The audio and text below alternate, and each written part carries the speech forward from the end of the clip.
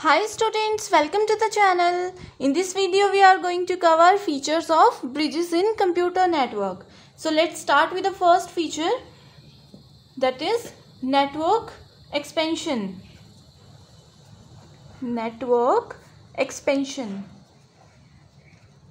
Okay, expansion means to expand something. Okay, so इसके नाम से ही पता चल रहा है कि नेटवर्क को अगर हम लोग एक्सपैंड करना चाहते हैं सो हम लोग ब्रिज यूज़ करते हैं. ठीक है, या फिर हम ये बोल सकते हैं कि ब्रिजेस की हेल्प से नेटवर्क की जो रेंज है we can expand that. Okay, इसका मतलब ये है, जैसे देख लीजिए हमने क्या डिस्कस किया था प्रीवियस वीडियोज़ में कि लैन है.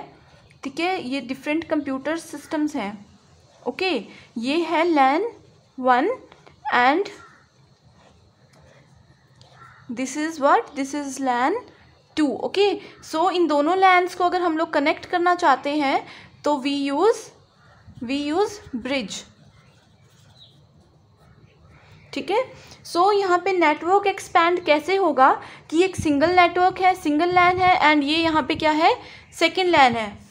सो इधर अगर ये देख लीजिए एक ही यूनिट हो गया ना. ये जब हम इन दोनों चीज़ों को, दोनों नेटवर्क्स को ब्रिज की हेल्प से कनेक्ट करते हैं सो ये एक ही नेटवर्क, एक ही यूनिट हो जाता है पूरा. Okay, so this is the network expansion. It increases the number of attached work station. It increases the number of attached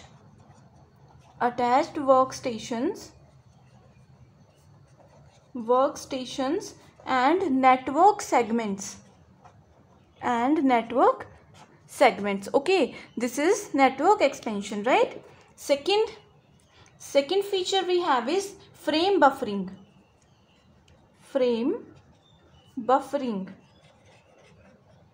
As we have discussed in the previous video that bridges always works on the second layer of OSI model. Second layer is DLL, that is what, data link layer. Okay, and data link layer में हमेशा क्या होता है, जब भी data packets transmit होते हैं, transfer होते हैं from one place to another place, ये क्या करता है, हर एक पैकेट को ये कन्वर्ट कर देता है फ्रेम्स के फॉर्मेट में. ठीक है, सो यहाँ पे इसीलिए हम लोग बोल रहे हैं frame buffering. Okay, it enables to interconnect different segments,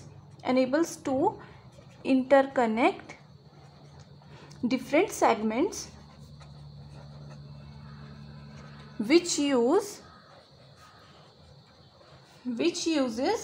uses what, different MAC protocols. Okay, MAC means media access control, and protocol means rules. Okay, हर एक काम को करने के लिए कुछ बेसिक रूल्स होते हैं, राइट? सो वैसे ही यहाँ पे ब्रिजेस जब हम यूज़ करते हैं तो इन्हें भी कुछ प्रोटोकॉल्स को, कुछ रूल्स को फॉलो करना होता है.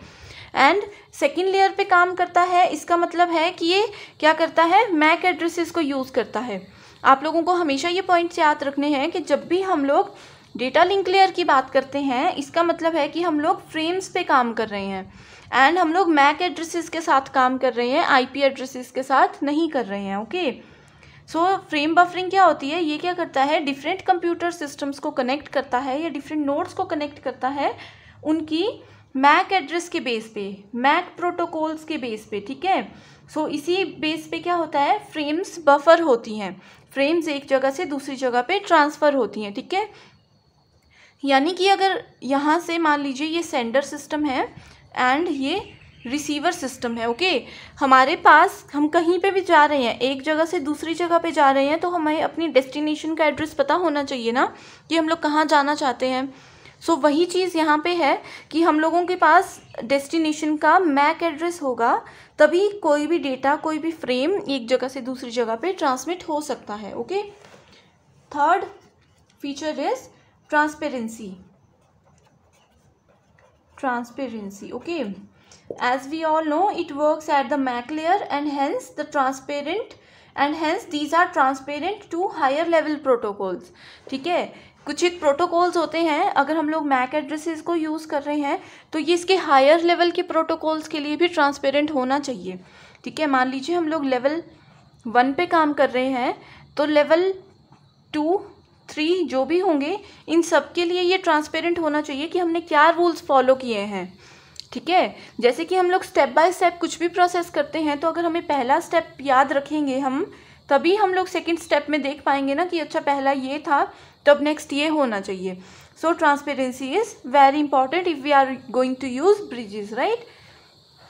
एंड अगर हम लोग ब्रिजेस की फुल फंक्शनल सपोर्ट चाहते हैं, ठीक है, ब्रिजेस की जितनी भी फीचर्स हैं, जितनी भी चीज़ें हैं, सबको हम लोग यूज़ करना चाहते हैं अपने नेटवर्क में, तो हमेशा सिस्टम हमारा ट्रांसपेरेंट ही होना चाहिए, right.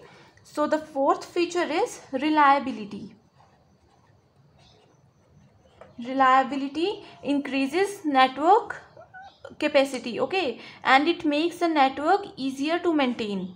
It makes the network easier to maintain by subdividing LAN into smaller networks which reduces congestion, ठीक है। सो इसमें क्या मतलब है कि एक पूरा ये नेटवर्क हो गया, ठीक है। पहले हमने क्या किया, डिफरेंट छोटे छोटे से नेटवर्क्स को ज्वाइन करके एक बड़ा सिस्टम बना लिया बाय यूजिंग ब्रिजेस, ओके। उसके बाद अगर इसकी रिलायबिलिटी हमें चेक करनी है तो हम वापस से उस बड़े सिस्टम को क्या करेंगे, ये एक पूरा सेटअप है, इसको छोटे छोटे सेक्शंस में डिवाइड करेंगे, फिर उसकी रिलायबिलिटी चेक करेंगे, okay. So it increases network reliability and makes the network easier to maintain, ठीक है। अगर इस नेटवर्क के हम लोग मेंटेन करना चाहते हैं तो पूरा सेटअप मेंटेन करना डिफ़िकल्ट होगा। जैसे कि अब हम लोग कोडिंग करते हैं, तो कोडिंग में क्या होता है, जैसे ये पूरा मान लीजिए एक कोड है, ठीक है।